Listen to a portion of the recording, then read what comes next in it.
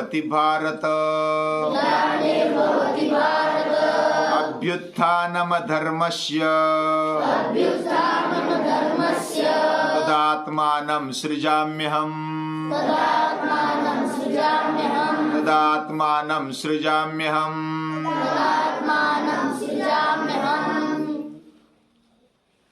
हम भगवान श्री कृष्ण को नमस्कार कर रहे हैं।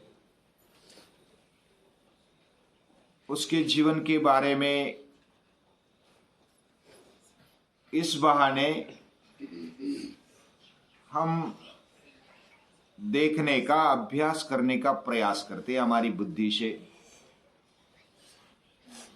हमारी बुद्धि इतनी नहीं कि उसका अभ्यास कर लिया जाए, लेकिन नमस्कार करने का एक तरीका है। जैसे हम हाथ जोड़कर नमस्कार करते, वैसे मन से, बुद्धि से, हृदय से भी नमस्कार कर सकते हैं। तो अंतःकरण से नमस्कार करते समय हम मन से मनन करते हैं, बुद्धि से चिंतन करते हैं और हमारे चित्त से उसका ध्यान करते हुए हम उसको नमस्कार कर सकते हैं। श्री कृष्ण हमारे भारतवर्ष में हुआ 5000 साल हो गए। उत्तर प्रदेश में, अभी के उत्तर प्रदेश में मथुरा नाम का एक शहर है, गांव है, और उधर जेल में भगवान श्री कृष्ण का जन्म हुआ।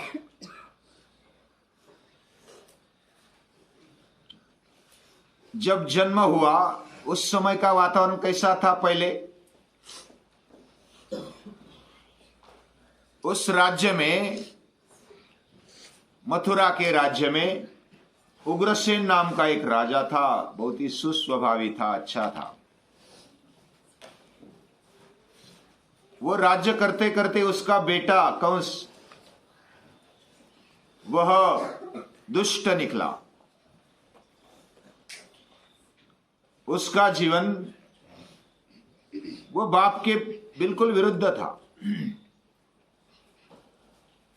वो अत्याचारी था, अनाचारी था। उसने क्या किया? बड़ा होने पर अपने बाप को ही जेल में डाल दिया, तुरुंग में डाल दिया और स्वयं राजा बन गया। उसकी बहन देवकी, उसकी शादी वसुदेव से करवाई। वसुदेव वृष्णि संघ के प्रमुख थे। वह गणराज्य था। वृष्णि संघ और अंधक ये गणराज्य थे, और वृष्णि संघ के मुखिया वसुदेव थे। उनके साथ देवकी की शादी करवाई। शादी करने के बाद उसको पहुंचाने के लिए रथ में बिठाकर कौन स्वयं अपने बहन को लेकर जा रहा है। और तब ऐसा बोलते हैं कि आकाशवाणी हो गई, यानी किसी ऋषि ने, मुनि ने उसको कहा कि ये जो तू ले जा रहा है ना तेरी बहन को, उसका बेटा ही तेरा संहार करेगा। प्यार से, प्रेम से अपने बहन को ले जाने वाला, पहुंचाने वाला कंस क्रोधित हो गया। उसने बोला कि ऐसा है, वो रहेगी तो बेटे जन्मेंगे ना, उसको ही मार देता हूं। देवकी को मारने के लिए तलवार निकाल दी। तो वसुदेव जी बीच में पड़ गए। इसका क्या दोष है? तेरी बहन का दोष नहीं। तेरी बहन के पेट में जो जन्म लेने वाला है वो तुझे मारेगा ना। तो मैं तुझे अपने बेटे सौंप दूंगा। तो बात खत्म हो गई। जो भी बेटा जन्मेगा तुझे सौंप दूंगा, उसे क्या करना है तू तय करना। तो थोड़ा क्रोध शांत हुआ, ठीक है, लेकिन मेरे नजर से हटना नहीं। उनको डाल दिया तुरुंग में, बंदीवास में डाल दिया। और बंदीवास में 1, 2, 3, 4 ऐसे 7 बेटे हुए। उन 7 बेटों को मार डाला। और 8वां बेटा भी जन्मा। उस समय आधी रात में, कौन सा महीना था? श्रावण महीना, श्रावण कृष्ण अष्टमी के दिन रात को 12 बजे जन्म हुआ श्री कृष्ण का। अभी ये वातावरण भी कैसा है, यानी अंधेरे में जन्म हुआ, रात को 12 बजे जन्म हुआ, और नाम भी कृष्ण है। कृष्ण यानी काला। वातावरण यानी उस समय की परिस्थिति बिगड़ गई है, और उसमें कृष्ण का जन्म हुआ।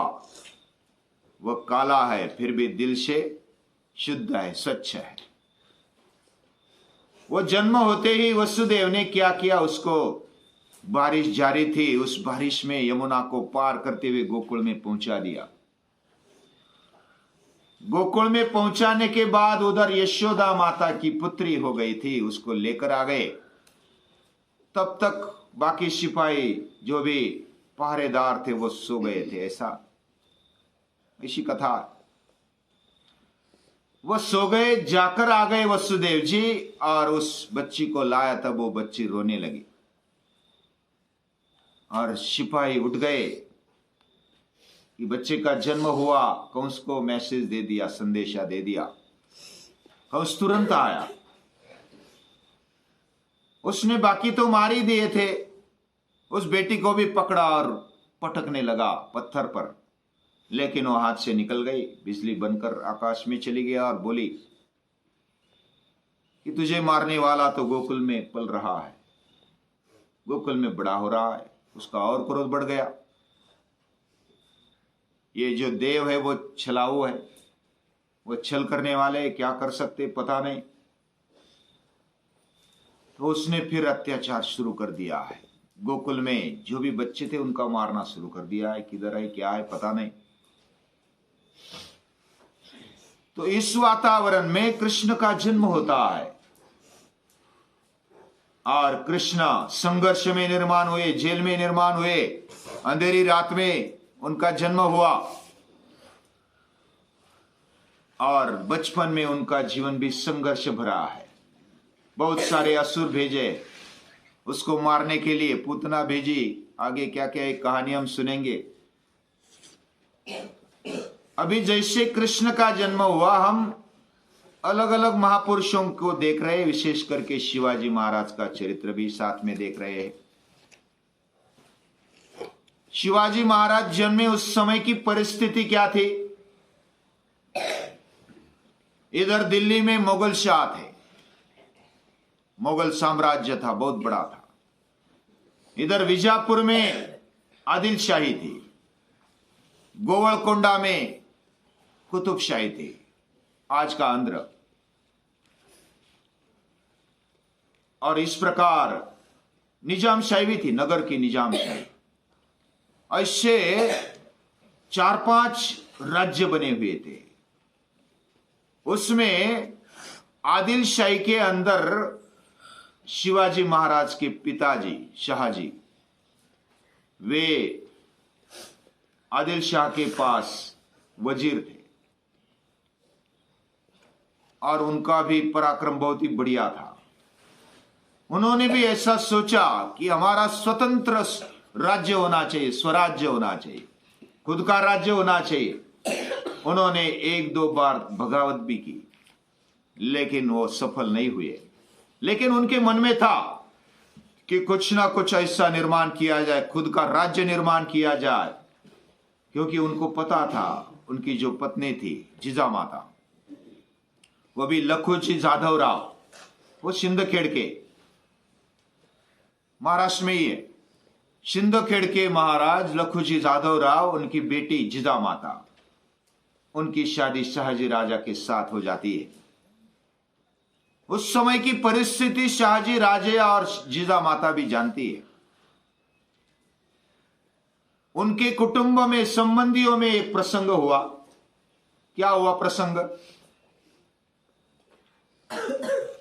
उनके मैके वाले और ससुर वाले साथ में लड़ने लगे और मारामारी हो गई।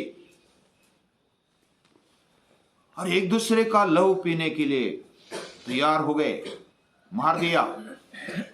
अपने ही घर वाले, मैके वाले और ससुर साइड वाले एक दूसरे से लड़ रहे, मार रहे एक दूसरे को, मराठे। और किस कारण मार रहे? एक आदिलशाही में, एक निजामशाही में।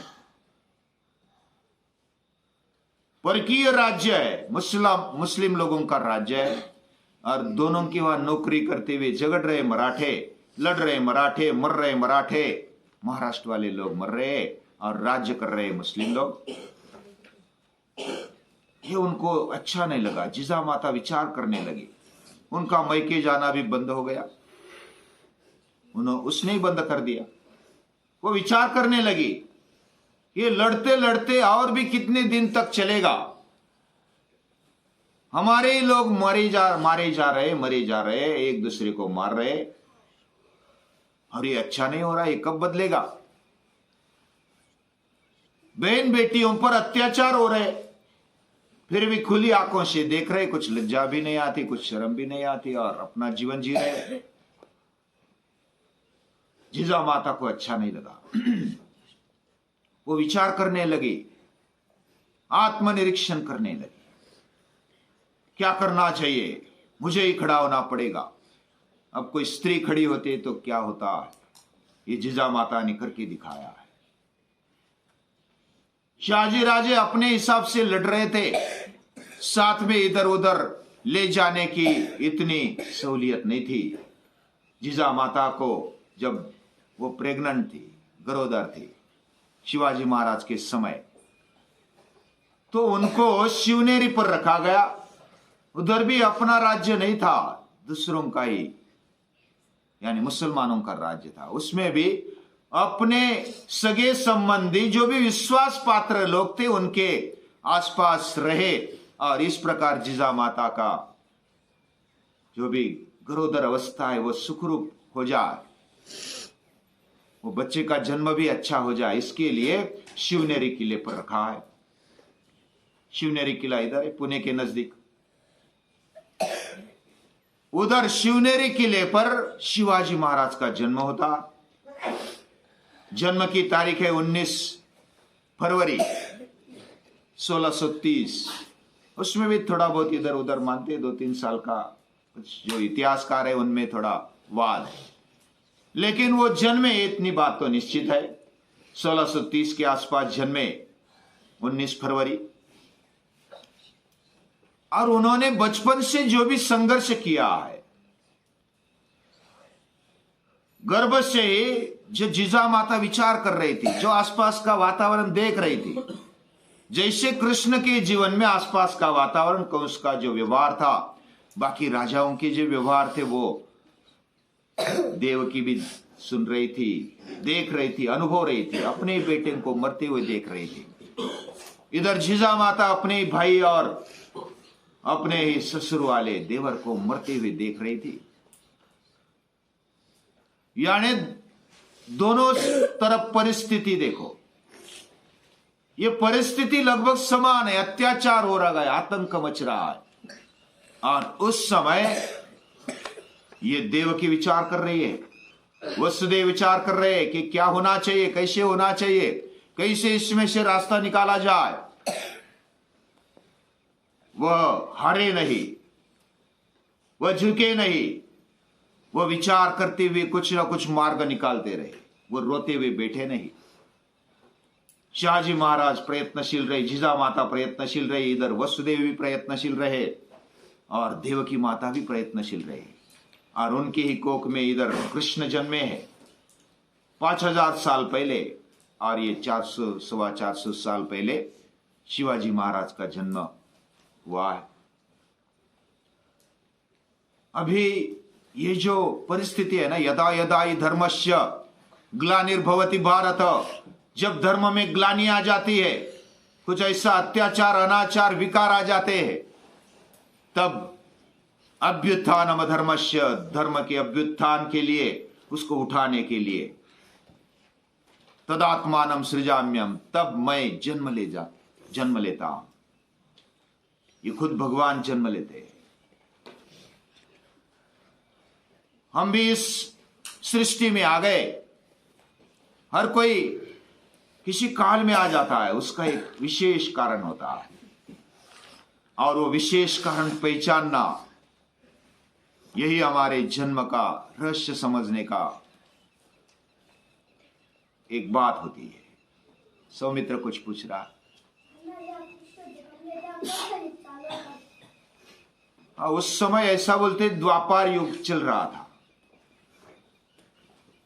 और अलग अलग युग में भगवान जन्म लेते हैं। उस द्वापर युग में भी कृष्ण ने जन्म लिया, और जब कोई ऐसा अत्याचार, अनाचार और धर्म को ग्लानि आ जाती है, धर्म ढह जाता है, धर्म अधपतित हो जाता है, धर्म का ह्रास हो जाता है, यानी कि उसको ग्लानि आ जाती है, उसकी शिथिलता आ जाती है उसमें, तो उसको उठाने के लिए, उसको फिर फ्रेश करने के लिए भगवान अवतार लेते हैं। ऐसे अवतारों को हम नमस्कार करते हैं, प्रणाम करते हैं।